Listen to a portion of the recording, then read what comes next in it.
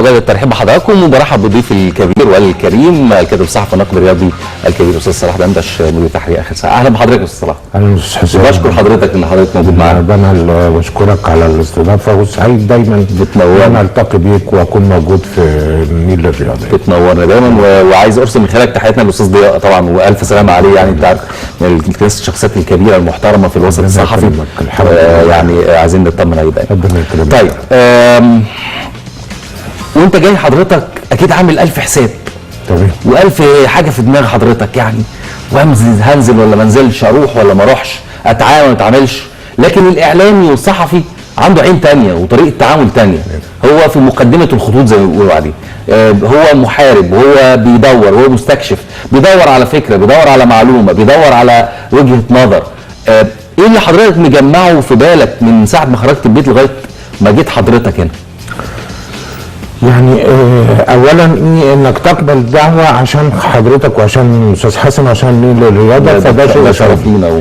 لكن اللي برضو يقوي لك قوي قبول الدعوه في التوقيت ده وفي الظروف دي وفي الجو الساقع ده وفي الظروف اللي بتمر بيها البلد، انك عايز تشوف البلد في الوقت ده. ايوه انت مش بعيد، انا في القاهره وفي حي تقدر تقول شعبي حدائق الزيتون طبعا، لكن لازم تشوف بقى اللي انا بشوفه الصبح وانا رايح الاخبار وانا هنا رايح نادي رايح بتاع، لا لازم تشوف دلوقتي.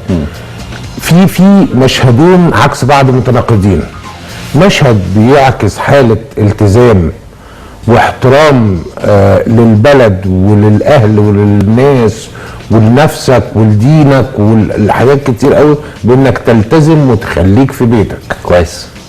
ده عشان كل اللي قلناه ده. ومشهد تاني بيعكس اللامبالاه والاستهتار وفردة الصدر اللي بدون مبرر. يعني انت عارف حضرتك الواحد لما يجي يتخانق فانت بتتخانق مع بني ادم، لما بتيجي بتشتكي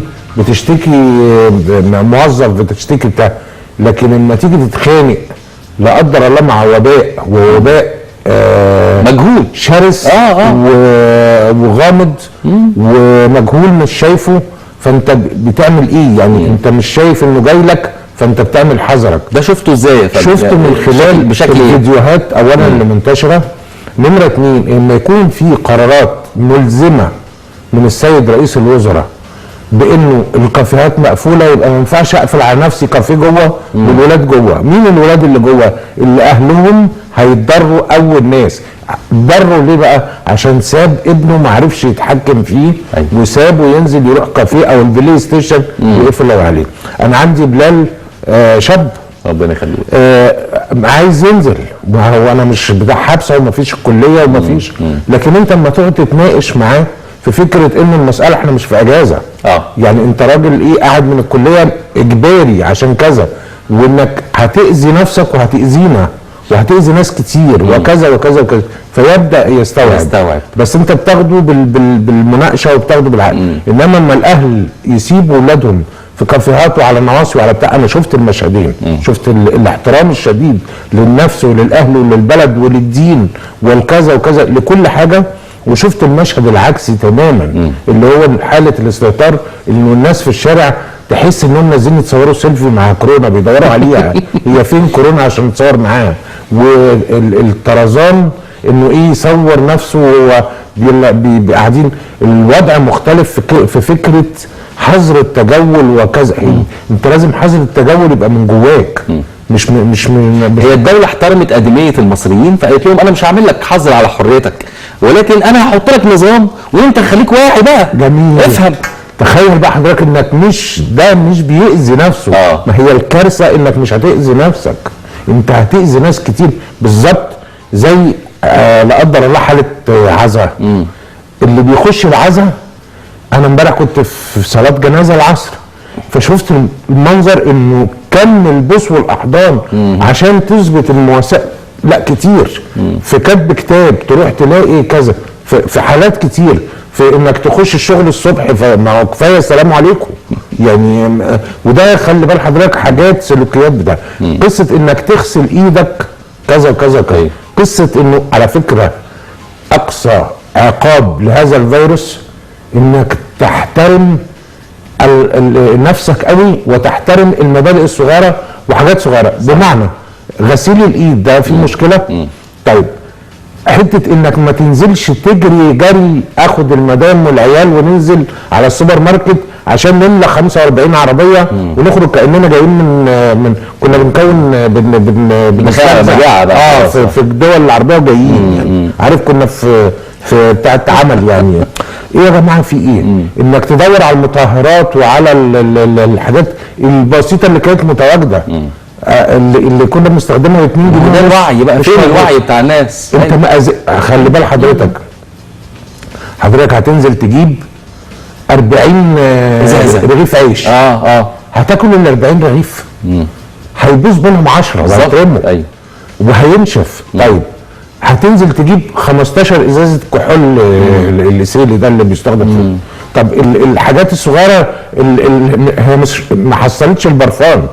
فاكر حضرتك زمان كان في حاجه كده الكولونيات بتاع زمان قوي. تخيل انها اتنسفت. أيوه. النهارده يقول لك في علاج مش عارف ب7 جنيه ونص بيعالج كذا فتلاقي اتنسفت. طيب الكلام انه ايه اليانسون او الليمون او طب الكيلو الطماطم النهارده يوصل 10 جنيه ليه؟ ليه؟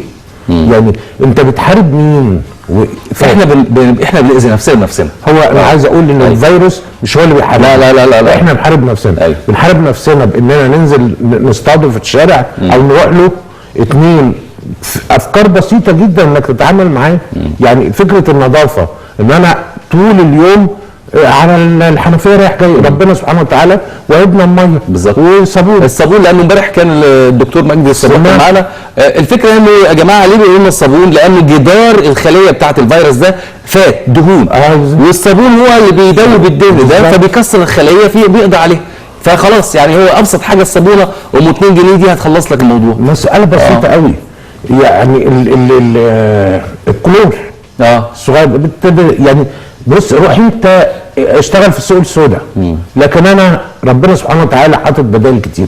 الليمون ده عصرة هو مفهوم النظافه يا فندم. بس النظافه قصه بسيطه قوي يعني لكن احنا اللي بنخلي الفيروس يكبر ويتوغل. خلي بال حضرتك انا بناشد الحكومه وبناشد السيد الرئيس حفاظا على البلد من بعض المستهترين وحفاظا على الالاف يعني يا رب يا رب يا رب يحفظ البلد دي. بس محتاجين قرار رادع للمتسيبين والمستهترين اللي مش عارفين خطورة الأمر. يعني نتمنى المفروض انه يعني هناك تشديد في تنفيذ القانون في اللي ما بيلتزمش بمواعيد الغلق بأقوى بص بيد من حديد. لأنه للأسف الشديد اللي بيتاجر في المخدرات أو بيشرب مخدرات بيأذي نفسه. لكن اللي بيلعب مع الفيروس ده بيأذي. بص حضرتك هيأذي نفسه وبعدين هيأذي أسرته وبعدين يأذي جيرانه وبعدين هيأذي. هو ده والناس عارفه ده اللي حصل في ايطاليا الناس عندهم الاجراءات الصحيه عاليه جدا وكل حاجه البلد نظيفه كل حاجه. لكن هي فكره الاستهتار. هم استهتروا واستهانوا بالموضوع ده وتواجدوا وبيسهروا وبيفرحوا والكلام ده. عشان كده بقول عشان يا رب باذن ربنا حافظ البلد دي ان شاء الله. بس لازم اهلها يحفظوا او بعض من اهلها عشان في استيعاب عند فئه معينه من الشيوخ. اللي انا شفته في ناس كتير وفي الكمامه دي مش عيب. رغم ان انا شايف ان الكمامه مش هي القضيه. لكن مطهر في جيبك او جوانتي او منديل او ماشي انت بتحمي نفسك. بس هو حضرتك قلت الفكره انه لو مالكش مشوار مش لازمه قوي عندك ضروره قصوى اقعد في البيت. التزم يعني مكانك وبيتك وخليك. وشيء يعني بص حضرتك القعده 3 ايام في البيت هتوفر علينا وعليك وعلى مصر كلها هم كبير قوي. هم كبير وحاجات يا رب ما يحكم على البلد بيها ولا على حد. يعني ولا يحكم على حد خالص لا في البلد دي ولا في اي بلد تانية. يعني مش هنتمنى لاي حد ده. نتمنى كمان يبقى في يعني نفسي بقى في مؤسسات الدوله المختلفه برضو تتجه اتجاه حلو في القصه. يعني في ال10 ايام اللي جايين دول مثلا لو احنا هنقعد الناس لسه نشجعهم يبقى في مبادرات. مثلا وزاره الثقافه مثلا ممكن ترجع تاني فكره زي مكتبه الاسره اللي كانت موجوده. تعمل ملخصات وتحطها على السوشيال ميديا مثلا. قالوا مثلا افكارنا هنحط مسرحيات وحاجات. عندنا قناه اسمها ماسبيرو زمان جميله رائعه.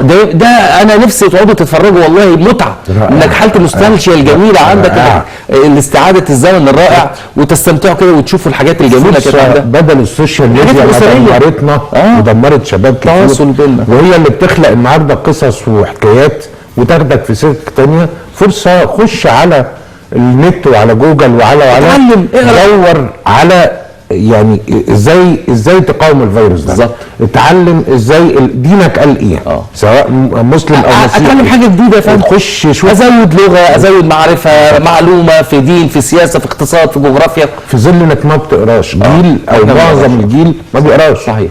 يعني فلازم يعني مطلوب مره واثنين وثلاثه. اللي مش هيبقى امين مع نفسه الحكومه والرئيس والقانون لازم يبقى يجبروا انه يبقى، والدوله رصد ده. لازم الدوله رصد ده، لانه انا متاكد انه في مرحله معينه الاجراءات زي ما حضرتك شايفها كده، احنا في خلال 10 ايام الاجراءات تدرجت بشكل كبير جدا. بس عايزه انا شايف انه محتاجين خطوه اسرع شويه. محتاجين خطوه. انا ببصم انه الدوله عامله جهد، بس انا يا رب يعني يحفظ البلد. محتاجين الناس المستهتره تتحاسب بقوه. زي ما بنقول للناس يعني دوروا على المعلومات الايجابيه في السوشيال ميديا. للاسف برضو حاله الهلع ومتابعه اخبار كورونا فقط خلت ده برضو المصريين بيقعوا فريسه للشائعات الكثيره جدا والاساليب المغرضه، والناس برضو اللي ما بتميزش. في ناس مش قادره تميز بين الناصح وبين المؤذي اللي عايز يخرب البلد. يعني ده بيحصل فعلا. دي فرصه. ده المناخ خصب جدا. ان يخش لك واحد يعمل لك قصه. يعني فجاه امبارح مثلا يطلع لك واحد يقول لك ايه، افلس اغلاق سوق العبور بتاع الخضروات. فيحصل ايه؟ ما يتقفل سوق العبور، ما فيش خضار، ما فيش فاكهه، حرب. فاهمني؟ زي بالظبط ايه، ده المطهرات دي هيشيلوها من السوق. فتلاقي كل الناس شالتها، او يعني مجموعه راحت شالت. ده الناس بتشيل كميات والله العظيم، بتاخد حاجات مش محتاجاها. يعني واحد داخل سوبر ماركت يدور مثلا على كيس مكرونه وكيس رز وكذا، وهو ماشي خبط في مثلا في شاور جل وخبط في مش عارف، فاشيل وخلاص اي حاجه. هي دي اللي بنقول الثقافه، ان انا بس ابقى عندي ثقافه التعامل مع الازمات اللي زي دي. ده حقيقي محتاجها. برضو كان من الحاجات اللطيفه في الدايره دي فكره التكافل الاجتماعي اللي بتبقى موجوده. ويمكن في مجال الرياض تحديدا شفنا المبادره الخاصه اللي هو التحدي ما بين اللاعبين في التكفل باسر لمده شهر او اكثر بقيم ماليه جميله. واظن ان حضرتك يعني متابع المبادره دي. احنا عاملين حتى العقد الجاي في اخر ساعه. انا بشرف ان انا بعمل ملف كده طبعا جميله. يعني بعمل ملف بقى جاهز يعني عن ايه؟ ملف عن المبادرات دي. حلو قوي. يعني عن الخسائر اللي سببتها كورونا للرياضه المصريه، سواء بقى اقتصاديه وبيعملها زميلنا الاستاذ لطفي السقعان، وعلى الجانب العالمي الاستاذ عادل عطيه بيعمل ده كويس. على الجانب العالمي الخسائر وانا بعمل فكره البصمه البيضاء والايجابيه بقى اللي ظهرت مع الشباب، القوه الناعمه اللي بدا الكوره والرياضه والبتاع يبدا يشوف. كان في بره كريستيانو رونالدو عمل مجموعه حاجات، ميسي غير، لكن ساديو ماني في السنغال. لكن احنا هنا برضو بدأنا نعمل مبادرات كويسه. التحدي المناديل وتحدي كذا وتحدي مش عارف ايه، وتكفل باسره، تكفل ب30، ويبدا الفكره نفسها حلوه. شوف، مجرد ان انا افكر ان انا اشارك في التحدي ده وان انا اكفل اسره واحده، ده هو دور القوى الناعمه. صحيح. 2 بقى حته التطهير الايد والنظافه والبدايه دي، في كتير قوي من الناس مغرمه وهيمانه بالنجوم. اي طبعا. الكوره. يعني انا لما اشوف رمضان صبحي واقف وبيعمل ده وبعدين يلعب بالمناديل وبتاع، انا ممكن اخد منه بس فكره ان انا عاوز اغسل ايدي بتاع. هي الناس الدائمه دي تلعب بيها بس ماشي يعني يعني اغسل ايدك بالمناديل. فهي الفكره تبقى قايمه على انه القوى الناعمه فن، رياضه، ادب، اعلام، بيبدا يؤدي دوره لخدمه مجتمعه. هنزق ناس تانية بدات في الفن برضه انا شايف حركه كويس. وده شيء جميل. مش عارف رجال الاعمال عندي احساس او انا مش شايف لهم حاجه. وطلع من شويه من كده الاستاذ نجيب سويرس قال انا مش لازم اعلن، واللي بيعلنوا اللي كويس. يمكن فعلا الناس بتعمل عندها مؤسساتها اللي بتعمل ده، واحنا مش عايزين حد يعلن او حتى يتكفلوا على بالناس اللي بتشتغل معاهم في مؤسساتهم في ظل الظروف اللي احنا فيها. دي ازمه شديده طبعا. جدا. القطاع الخاص الحكومه طبعا تتكفل ب المواطنين بتوعها لا بتتكفل كمان بموظفيها. القطاع الخاص لازم يتكفل بنفسه، لان انا ازمه انا ماليش دخل بيها ودي اسر. حضرتك سامعك في الانترو بتقول ايه يعني لو واحد خصص 500 جنيه كذا. خلي بال حضرتك، شوف انت قلت الرقم ازاي وانت عارف ان احنا يعني او انا ايدي طبعا في جمعيه رعايه اللاعبين القدامى. فالمبلغ اللي انت بتقوله ده رقم ضخم جدا لاسره او في اسر، لا رقم ضخم كبير. فتخيل بقى وعندك صعوبه انك توفرها له كل شهر.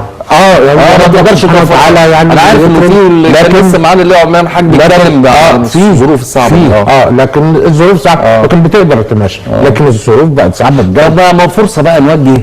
والله اصل انا بحب الجمعيه عندكم قوي، ربنا يكرمك.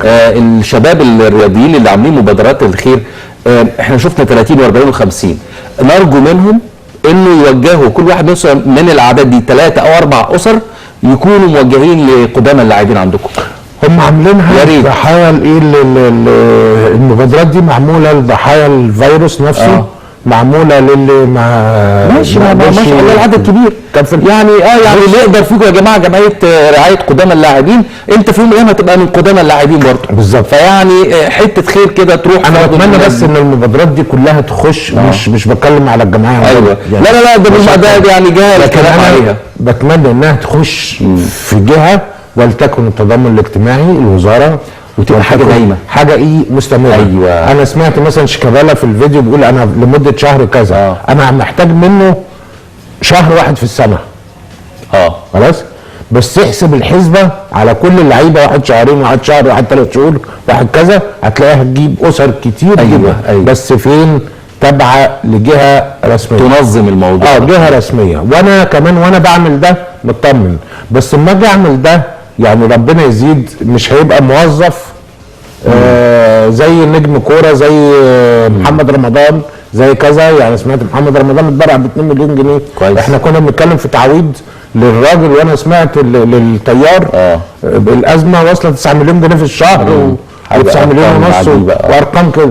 فيعني في ازمه زي دي البلد فيها يعني محتاجين شوف اللي يتبرع كل اللي يقدر. بالظبط. بس انا بتكلم في فكره انه مد ايدك. يعني البلد محتاجه ان نمد ايد. وده احنا عندنا كمان صندوق تحيا مصر عامل شغل جميل جدا، والتبرع ليه سهل. الرساله اللي بتتباع مش عارف ب 5 جنيه ولا ب 10 جنيه حاجه زي كده. دي يعني قيمه التكافل انت في الاخر بيرد لك. يعني اللي انت بتدفعه ده بتلاقيه موجود في حياتك. مش رايح بره، ده انا ممكن رايح لجاري، رايح لحد قريبي، رايح لحد زميلي، رايح مش وبعدين انا فلوسي في مكان امين. يعني أأمن الناس انها توجهها في المكان الصح. ونشوف بقى المؤسسات مثلا المؤسسات اللي بتلعب كرة القدم تدخل في الدايرة دي. الاتحادات اللي لو في اتحادات، شركات الراعية. ما انا برضه بسمع بارقام فلكية. بسمع على صرف على قنوات فضائية بارقام كده. والتعاقد مع مش عارف. طب ما هو هنا انا مش شايفك خالص، مش لاقيك. يعني انا مش لاقيك، انت مختفي. وغالبا ما بيختفوا في مجموعة ناس كده بتختفي في الازمات اللي زي دي مع البلد. ما تظهرش، ما بشوفهاش. بس بعدها نظهر ونقول عملنا وراح وتعاقد وجي تحيا مصر. على الجانب التاني السوشيال ميديا ارجع لها تاني. كويس. ما تاخدنيش بعيد عن الازمه الرئيسيه اللي هي البلد واللي فيها. ما تاخدنيش لازمه وتجرني لازمه الاهلي بطل الدوري ويستحقوا وياخدوا بتاع. ما تدخلنيش في ده. بلاها دوري يتحرق الدوري. يعني وبعلنها تاني وتالت ورابع وخامس يولع الدوري. ولا ليه قيمه ولا هيضيف للبلد حاجه. لكن هو الاهلي اللي خد 90 بطوله دوري هتفرق معاه. فاضل معاه ال 91 وياخد ال 10 مليار جنيه. هيقولوا الاهلي مش نادي القرن. خلاص. وده ينبع من النادي الاهلي نفسه.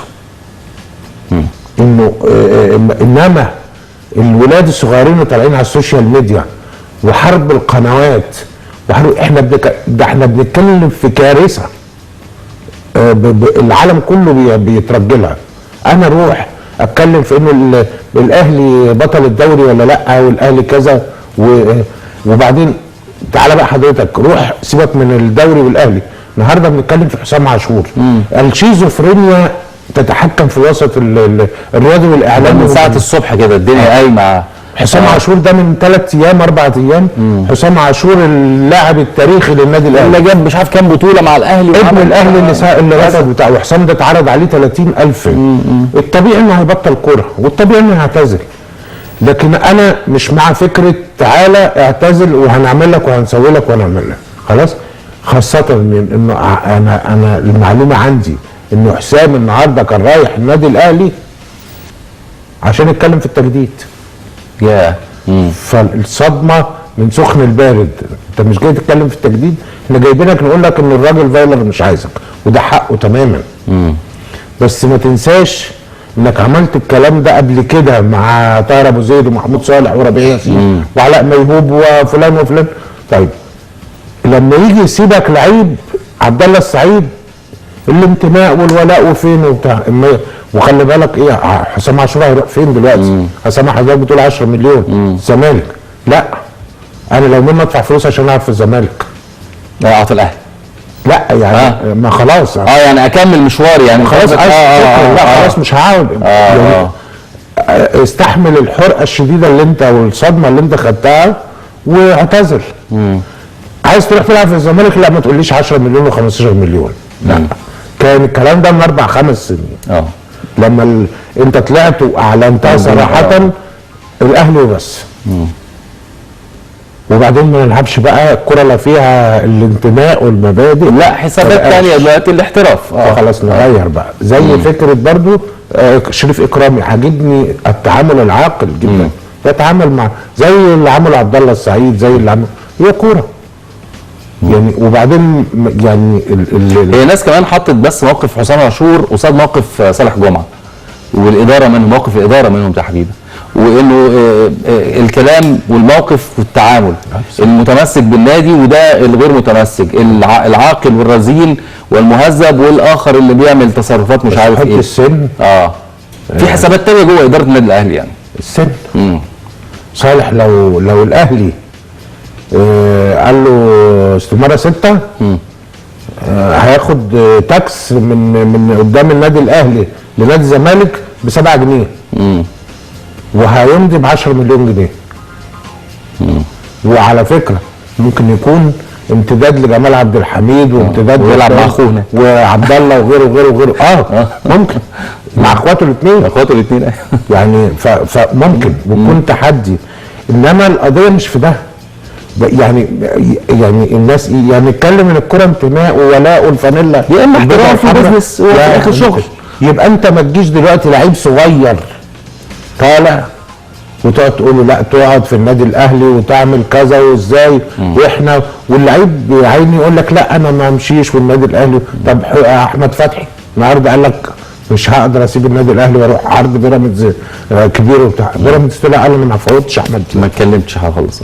طيب كابتن وليد سليمان خرج من الدايره دي خلاص. طيب وليد سليمان بعد سنه بعد سنه لا الوليد مضى 2 سنين. ايوه ووليد من الناس المؤثره جدا في طبعا طبعا. لكن بعد سنه هتعرف تتفاوض معاه ولا هيكون مصيره مصير حسام عاشور؟ هي الكوره كده او حساباته هو الشخصيه بقى. الكوره كده هيبقى حساباته هو الشخصيه. يا تمشيها قلب جراح بتر ومشرق يا تمشيها انتماء وبتاع وتحافظ على لعيبتك. يعني ما ينفعش استخدم اللفظ مع المصلحه بتاعتي بس يعني. وده ينطبق بقى على الاهلي وعلى الزمالك وعلى كل الناس وعلى المشجعين الغلابه اللي بيزيطوا في الزيطه. يعني لما تخش حضرتك على السوشيال ميديا تلاقي جمهور الاهلي او مش عايز اقول جمهور الاهلي، جزء كبير من الجمهور هو حسام عاشور عايز ايه؟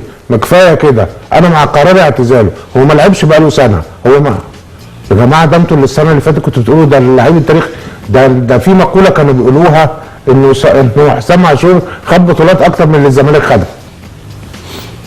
ودي كانت المقوله الاشهر على النهارده ما يروح الزمالك. كرة غريبة وجاب نظر غريب. طيب نشوف كده مبادرات الخير اللي بيقدمها اللعيبه. صحيح الناس بتتابعها كتير، لكن دايما بنحب نعرضها عشان نشجع الاخرين على هذا الطريق الجميل. السلام عليكم ورحمه الله وبركاته. انا ضيف التحدي من طارق حامد، وانا اتكفل ان شاء الله ب 30 اسره لمده 3 شهور. بتحدى وليد ازارو وعلي معلول وحسين الشحات ومحمود وحيد وعبد الشافي. فهنشوف مين فينا يقدر يتكفل باكبر قدر من او اكبر عدد من الاسر اللي هي محتاجه الفتره اللي جايه. فان شاء الله باذن الله هنبتدي ب 20 اسره، وانا بتحدى وليد سليمان وشريف اكرامي، محمود تريزيجيه، كريم نيدفيد، محمود علاء وطارق حامد، في اكتر عدد من الاسر اللي احنا نقدر ان شاء الله باذن الله نكون ملتزمين بيهم الشهر الجاي او الشهرين الجايين على حسب قدره كل واحد. هنبتدي ب 20 اسره ان شاء الله باذن الله. وانا قابلت التحدي بمساعدة سمير، وهتكلم بمساعدة 30 اسرة لمدة شهر، وبتحدى احمد فتحي واحمد عيد وشيكابالا وعمرو السولية وعبد الله السعيد وجنش وعمر جابر.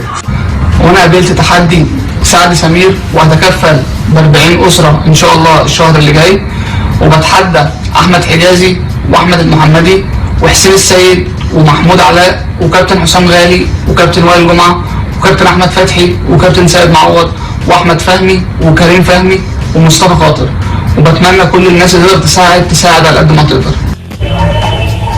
السلام عليكم، ويا رب تكونوا بخير. يا ريت الناس تلتزم ببيوتها الفترة دي، خاصة بعد تعليمات وزارة الصحة. طبعا كل الناس تلتزم ببيوتها عشان نعدي الظرف اللي احنا فيه ده على خير ان شاء الله، بدون وقوع اي ضرر او ايذاء على اي حد من افراد الشعب المصري. وانا بقبل التحدي من سعد سمير والتعاون مع اصحابي كلهم، دايما نكون سباقين للخير. انا ووليد سليمان وشريف اكرامي وحسام عاشور وطارق حامد وتريزيجيه. وبقول لاي حد من صحابنا يقدر يشارك معانا في المبادره دي يكون معانا ان شاء الله، ويبقى لنا دايما في عمل الخير مع بعض جميعا. السلام عليكم ورحمه الله وبركاته. يا رب تكونوا بخير دايما، وربنا يحفظ مصر ويحفظ امه محمد صلى الله عليه وسلم. يا جماعه لازم نلتزم بتعليمات وزاره الصحه وبتعليمات المسؤولين. احنا طبعا في موقف صعب جدا، ربنا يعدي على خير ان شاء الله. ان شاء الله الواحد بيحاول يعمل خير وتكفل ان شاء الله ب 25 اسره في خلال الايام اللي جايه دي ان شاء الله تعالى.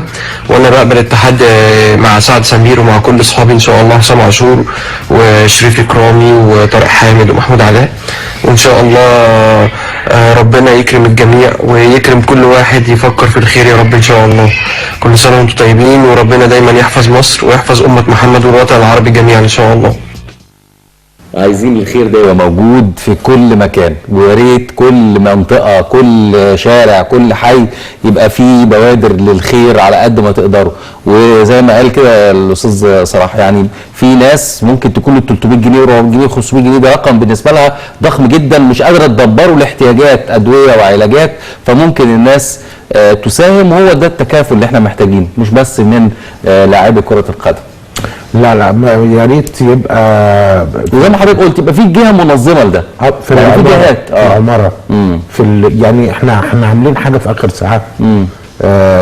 بقالنا 4 شهور عاملين صندوق اخر ساعه. قول لنا فكرته. فكرته مع اول الشهر ده بينكم يعني كعاملين جوه المؤسسه ومجله اللي عاملين في مجله اخر الساعه بتطلعوا حاجه كده بتطلع وبتروح بقى ايه. ده بيروح برضه جوه المؤسسه ولا بره؟ لا اللي بيخص المجله، حد عنده مناسبه، حد كذا، حد تكافل عنده ازمه، عنده بتاع يعني واتعملت. وعايز اقول لحضرتك على حاجه، لما تبدا ب 100 جنيه فتفاجئ انك بتطلع مثلا دعم ارقام مبلغ كبير. اللي بيتجوز، اللي عنده عمليه، اللي عنده مناسبه، اللي بيجي له عمليه. ممكن تعملها في العماره، ممكن تعملها في الحي، ممكن تعملها في الشارع، ممكن تعملها على الكافيه اللي انت بتقعد فيه، ممكن تعملها في النادي. المصريين بيحبوا الخير طول عمرهم، بيسعوا لده والله. وساعه الازمه تلاقي الناس كلها، يعني موضوع الكورونا ده مخلي حتى اخلاقيات الناس تعود مره ثانيه لحاله في شفافيه بسيطه بدات تظهر تاني. الخوف من ربنا بيخلي الناس وخلى الناس في حته الانسانيه بدات تعلى او يتشال من عليها التراب. طيب هل احنا كل الناس ملخومه بكورونا، يعني مثلا المؤسسات والهيئات خاصه الرياضيه لو تحديدا اتحاد كوره، اتحادات الالعاب، هل الناس قاعده ملخومه بكورونا ولا احنا ما بنفكرش غير في كورونا؟ وبعدين لما يحصل ونبدا نشتغل يجوا يقولوا لنا لا سيبونا بقى ادونا فتره اصل احنا كنا بنقاوم كورونا، ولا المفروض برضو العقليه بتشتغل في اتجاهات كثيره؟ عايز اعقب بس على حاجه حضرتك قلتها في الانترو، ان اتحاد الكوره بيقول انه في اول شهر 4 ما كانش فيه يدرس مش عارف ايه وبيعمل ايه وبيسوي ايه. انا بقول لحضرتك لا بيدرس ولا عنده حاجه ولا بيذاكر ولا يقدر يفكر ولا يقدر يقرر ولا يقدر يعمل. بيعملوا ايه فن؟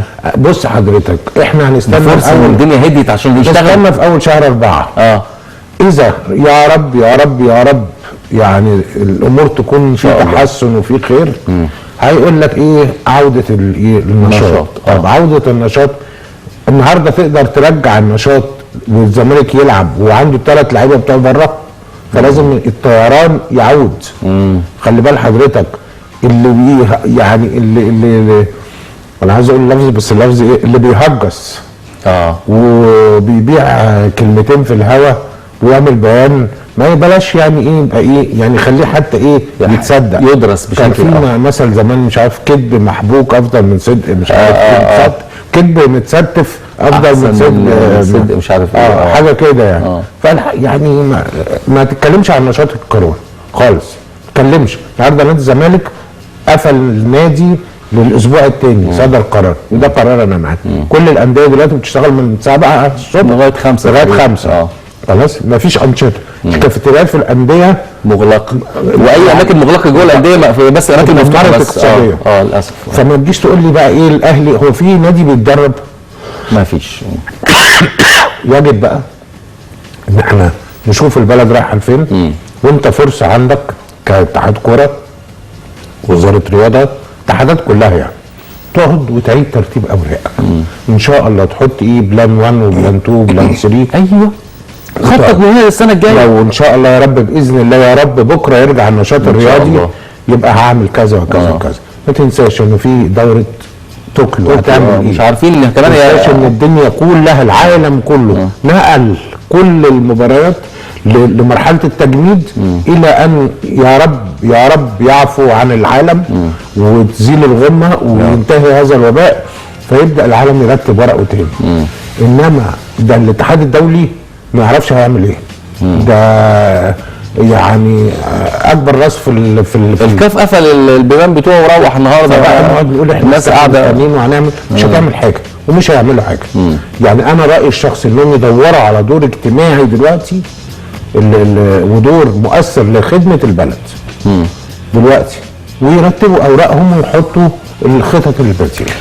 اخبار اليوم يعني التغطيه في صفحاتها السبت بتتناول الفكره الخاصه بالتعامل مع كورونا، وصديقنا الدكتور مدحت رشدي بيقول المعدن النفيس للمصريين يظهر في المواقف الصعبه، ملحمه وطنيه رائعه للانديه والهيئات الرياضيه في مكافحه خطر كورونا. وفي لقطات اظن الزمالك والاهلي فكره انه زي ما حضرتك بتتكلم كده انه ما فيش حتى المقالين بتوع الكابتن فتحي سند الاستاذ فتحي سند والاستاذ جمال الزهيري بيتكلموا عن الموضوع اللي حضرتك اتكلمت عنه، موضوع سباق الخير.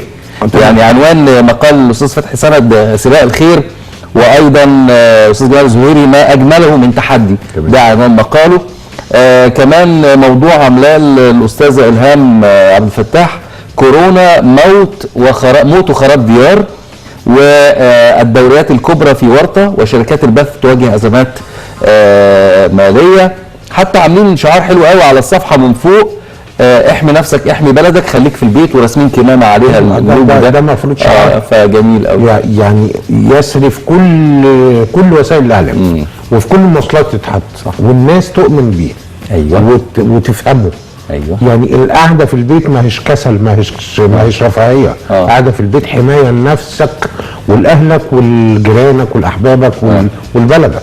ويا رب انا عندي ثقه شديده جدا وايمان شديد جدا ان ربنا سبحانه وتعالى هيرفع عنا هذا الوباء وهيكفينا شره، ومصر يعني ان شاء الله يا رب باذن الله باهلها وبقيادتها. يعني في معنى الحديث اللي هو انه لولا شيوخ ركع واطفال رضع يعني وبهائم ورتع، ما ربنا مش هيرحمنا يعني. ونعم بالله. فيعني هي الفكره ان احنا يعني ربنا يرحمنا بالضعفاء اللي فينا يعني. يا رب، ونكسر الدعاء، نكسر الدعاء يا رب. الدعاء بيرفع البلاء. وندعو للعالم كله. لا محدش يقول اللهم احمنا واحمي امه المسلمين، ولا المسيحيين يقولوا اللهم احمنا واحمي شعب الكنيسه، ولا اليهود يقولوا احمنا واحمي شعب اسرائيل. لا، الناس كلها تدعي للعالم كله. اللي برفع الغمه دي يعني. بالظبط يا رب بالظبط، يا رب، لان كلنا ابناء يا رب حواء وادم. بشكر حضرتك جدا. انا بشكرك. انا كنت من يومين كده بقول لو نعمل التحيه بتاعت اليابانيين، يا اما ننحني بقى نسلم، او نمستيه بالهندي كده يعني. الناس جوال قوي الهنود ما بيسلموش على بعض كده. عارفين. فنمستيه يا فندم. بشكر حضرتك. انا سعيد بيك. شرفتنا. بشكر حضرتك جدا. كمان بشكر حضراتكم. يعني الوقايه خير من العلاج يا جماعه، وربنا يسلمنا جميعا ان شاء الله بقدر المستطاع. يعني انتم اطباء انفسكم، ربنا يسلم العالم كله باذن الله تعالى. تحياتي لكل فريق عمل حلقه النهارده. الحلقه تعاد في 9 من صباح السبت. بدعو حضراتكم دايما لمتابعتنا على صفحتنا على فيسبوك قناه نايل سبورت وبالانجلش نايل سبورت، او على قناتنا على اليوتيوب هتلاقوا مقتطفات من حلقات كل برامجنا. تحياتي لحضراتكم، حسام محرز، الى اللقاء.